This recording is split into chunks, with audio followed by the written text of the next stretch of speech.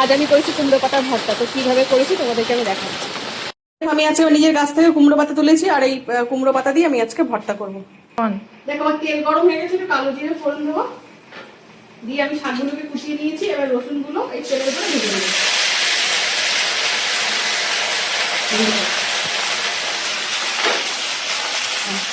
এরকম আমার রসুন আর আর কাঁচা লঙ্কা দিয়েছি, কাঁচা লঙ্কাটা দেখাতে ভুলে গেছি। এই দুটো ভাজা হয়ে গেছে, এবার দিয়ে দেবো কুমড়ো শাকগুলো, দিয়ে পরিমাণ মতো নুন, হলুদ, নুন আর হলুদ দিয়েছি। এবার এটাকে ভালো করে সিদ্ধ হোক, সিদ্ধ আর ভাজা ভাজা হোক, সেই জন্য খানিকক্ষণ ঢেকে রাখবো।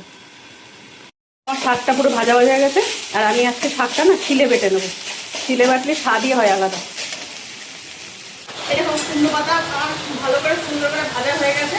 এবার এটাকে আমি আজকে শিলে বেটে নেবো। তোমরা চাইলে মিক্সিতেও বাটতে পারো, তার মিক্সিতে বাটবো না, তো এটা আমি আজকে শিলে বেটে নেবো।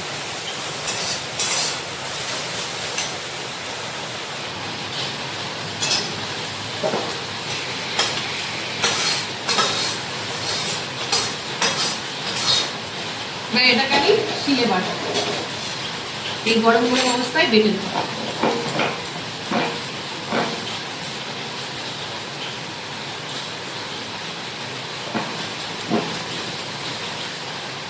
আর কুমড়ো পাতা ভর্তা যা লাগে, অসাধারণ লাগে, অসাধারণ।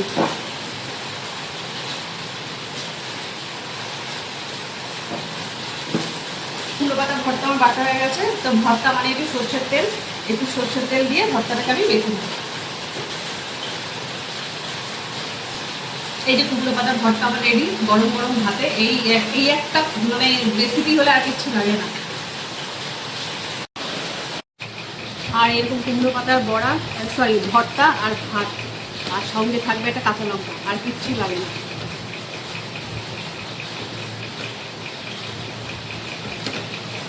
দারুণ দারুণ।